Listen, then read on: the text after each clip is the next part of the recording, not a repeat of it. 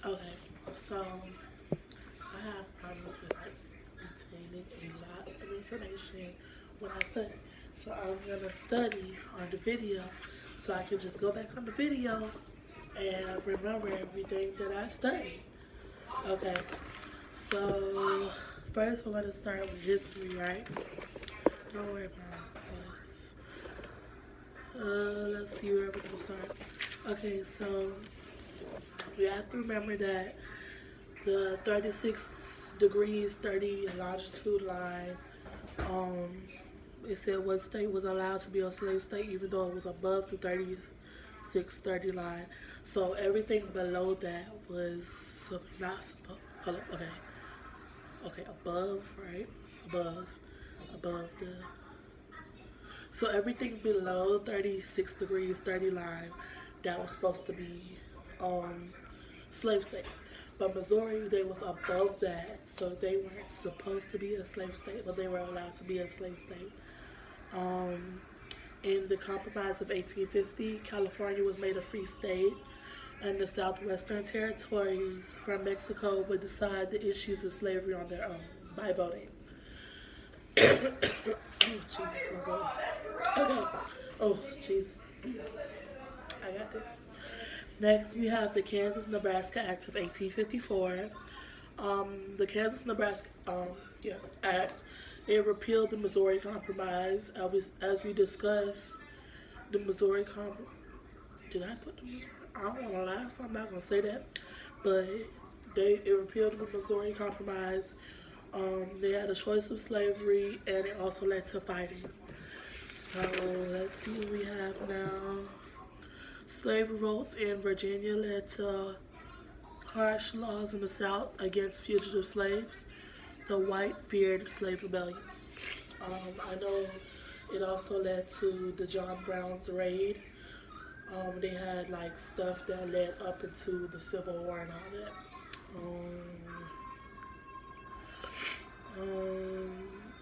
I don't know if I really need this, but like ante means before, and bellum, bellum means war. Let's see, and then antebellum together means before the Civil War. Yeah. So yeah. Okay. Also sorry though. And that refers to the South. Um, Now we're gonna start talking about before the Civil War. Well, most of this was already like before the Civil War, but yeah, you get the idea. So I'm gonna like say what I have on my paper, and I'm gonna try to like go in depth on it, so like I remember for my test. People living in the North and the South of country felt more loyal toward their part instead of the overall country. For sectionalism, it was geography difference. Cotton was prevalent in the South, manufacturing found in the North. So, um, because the people in the South, because the people in the North were manufacturing stuff, they didn't really like. Oh, right, right. Don't worry, I'll correct myself later if I'm wrong. But because they were manufacturing, they didn't need slaves like that, so they weren't slave people, kind of like, if you understand what I'm saying. I'm recording myself studying so that I remember it better. Goodbye. And, okay, so they said cotton was prevalent. So cotton was prevalent in the South. They needed more people to pick it for them. So that's why the South had more slaves than the North. The North didn't really like, they didn't really, they didn't really go for slavery. So it was more the South, like down South Florida, well, Florida as a whole, Georgia, North Carolina, places like that. Like upstate, like New York and stuff, they didn't really have slaves like that, if I'm right. But you know, it's the North and the South. Economic differences. The industrialized economy was the North, and the agriculture was the South. Protective tariffs extra taxes on imported goods. So like they didn't really. So the South tried to gain more people. So well, not more people. They try to gain more money. So people would buy from the South rather than the North because the North had to get stuff like imported to them from China, Europe, Africa, places like that. They would have to get imported from. So when they bring it into the country, they would have to pay for it to be brought into the country, and then they would have to pay for it itself too. So they spent more money. So in the end, the South had more money. In a way, you know what I'm saying? Though. Hold on, I think I'm right. Yeah, the South would have more money. Um, how tariff relates on helping the North. Southern was hurt by tariffs, gaining more than Northern. Cotton gin, cotton gin brought up production of cotton in 1794. Eli Whitney. Southern plantation was slave free based. So yeah, I was right. So it was the oh, yeah. So in case I had said something wrong before, I think that mean the South was the people that had the slaves. So like the South, they were getting it easy. They didn't have to like pay for nothing, like the overseas stuff. Yes. We go to a park. Yeah. Let's go. Okay, wait. Let me finish this. Okay. No. Nickel. Let's go park. We're going to, but you let go of me and go to put on your clothes. Go ask mom for clothes. Bye. My dress? Yes. So like I was saying, the South, they didn't pay as much because they had their stuff made there. The North, they had to bring their stuff in. They were what we would say like the good guys. Oh jeez, the good guys back then. So yeah. Okay. Next page.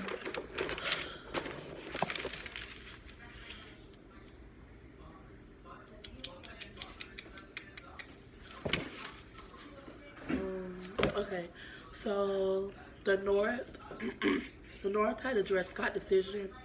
The Dred Scott decision was a slave named Dred Scott. He um he was made free because he went into a free state, and I think oh jeez, I might be saying wrong stuff, but um his owner wouldn't really let him be free or something like that, or he couldn't break or something like that. He was trying to sue. They took it to the Supreme Court. The Supreme Court, then they said that the Supreme Court couldn't do anything because he was technically property still. So he didn't really have a say because he wasn't in a way a human, kind of. Um, yeah, but that was called the Dred Scott decision. The Fugitive Slave Act was when, like, cause you know I said that the the North was free, and the South they, you know, they they wasn't free. They yeah. Let me make sure, cause I don't wanna lie. Yeah, the South wasn't free, so like in the Fugitive Slave Act, slaves would run from the South to the North, and um, they would be free. But with the Fugitive Slave Act that they had just enacted, if you had found someone in the North and you know that they were a slave, you had to return them. And if you didn't, you would be punished. So you be punished and a slave, or just the slave be punished. So they, you know, they were sorry they had to turn them back in, but they were actually for the slaves. They wanted their freedom. Um,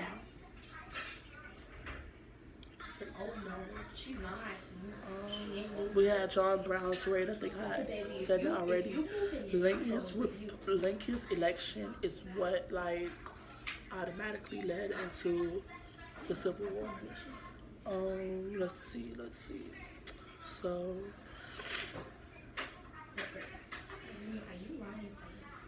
so, um, okay. So John Brown's raid was mostly supported by the North. They lost control of slaves. The Dred Scott decision was for the South because it said that Southern people, it said that slaves were property, so they did not want to keep slaves. They didn't want to. Don't worry about that. Lincoln's election,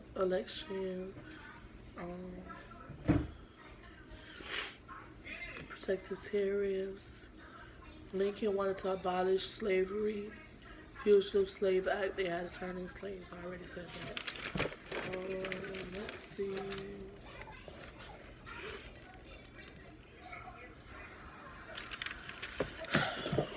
Let's see how much pages I got left.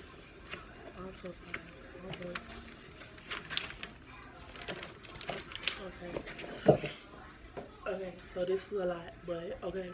So the next 10 statements I'm about to make, I'm going to say the question and I'm going to answer it as well. Because I think I have the questions. I mean the answers. Yeah. Okay. So how many southern states voted for Lincoln? And by what percentage of the popular vote did Lincoln win by? None of the southern people voted for Lincoln because the southern, they were against slavery and he was like a symbol that stood against slavery. So the southern, they approved slaves, so none of them voted. But Lincoln won the popular vote by 39%. Kim, why are you over here? Great. Okay. Okay, so it looks like the rest of them I did not write the questions. So what I'm gonna just say, I'm gonna say the statement or the answer. It's okay. It's okay. Oh, you got that. Okay, so I'm gonna just say the statement and then I'm going to we're gonna figure this out. Okay, so I said no, the Confederacy did not plan war. Abraham, did not allow the South to succeed because he thought it was unconstitutional. So when he became president, he didn't want to succeed. Secceed. Lincoln sending food and supplies to Fort Sumter started the first fight of the Civil War. So the fight at Fort Sumter, that was the first fight of the Civil War. It was at Fort Sumter. Identifying slavery of the cause of the Civil War could help him lose support from some states. So Lincoln did not want to plain out say, "Hey, I'm here to help the slaves." So like he kind of when he ran for election, he didn't specifically state that, "Hey, I'm not for slaves," because if he did, he would have lost support from some of the states because they were slave states. Let's see. Because he was asked to use the war to free slaves, but the Emancipation did not really. So when he made the Emancipation Proclamation, it freed slaves that was on the borderline. So technically, he didn't really free anybody. He freed people, but he didn't really free people because I guess like a lot of them wasn't really there. So, but he couldn't really do anything, or else he would have lost. He would have lost, help from some of the states. So let's see, free any slaves, just the ones in the South. Oh, okay. The Battle of Gettysburg is what gave the North control of the river valley. In the Battle of Vicksburg, they gained control of the river. Okay.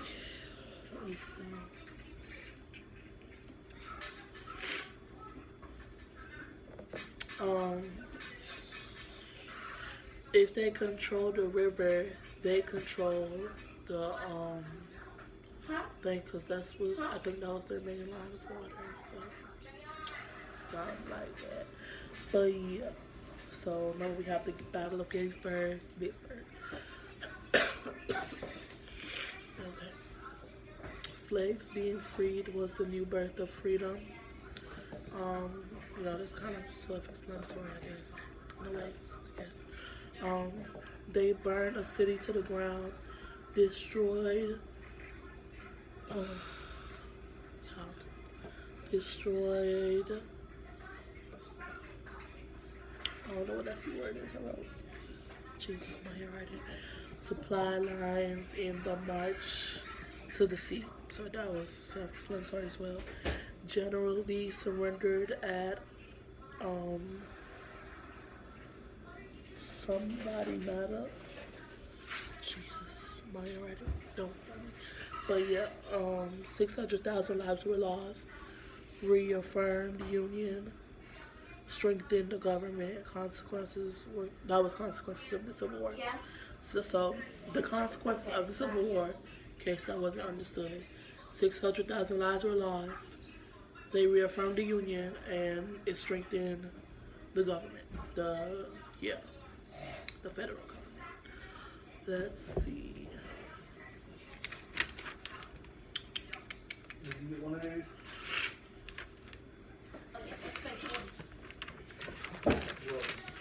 One of these is supposed to for you. I got everybody one of these. You got one of those was yours. Okay, so I have let's say technically like a page left. It's not gonna take that long. So I'm gonna, for this part right here, I'm gonna state it and then state what it would be like, what they would classify it under in a way. So for the Supreme Court case, it was Dred Scott versus Sanford. That's when, I explained that like 3 times already. That's when, no, everybody separated their stuff. Who? Oh, you called her? That's when, they said he was property. You forgot.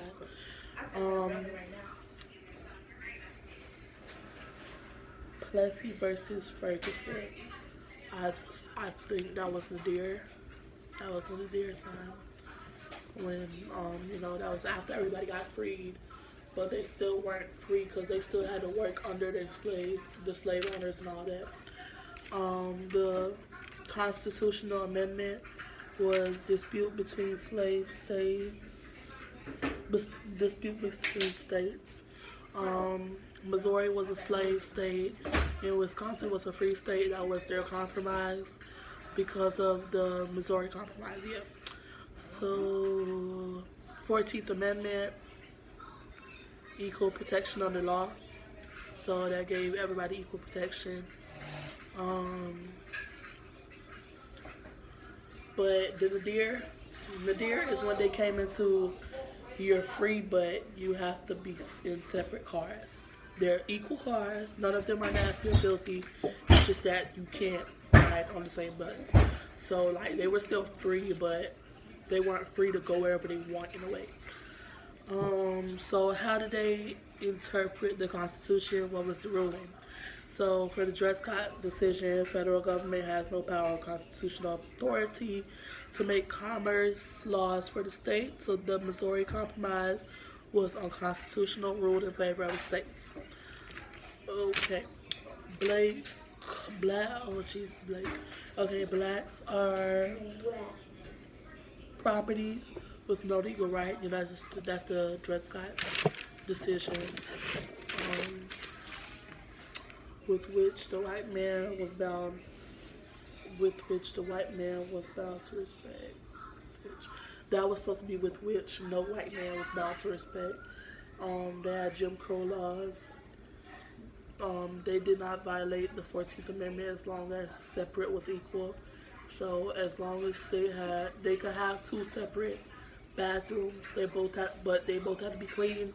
They both had to have a white toilet. They both had to have a clean toilet. All that. Decision will not be reversed until 1952 with the Brown versus Board of Education. This is the last little bit. It's like 3 questions, and then I'll be finished with the history review. Zero. Blacks. Great been in Texas.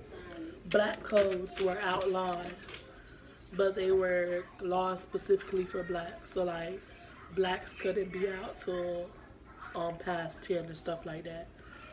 Blacks were given rights and were free, but they were still separated. That was the Jim Crow laws, Nadir time, and all that. They had laws for blacks, but Jim Crow stretched it by giving them rights to a degree. So that was pretty much it for that. I'm trying to see if I remember anything that was not there.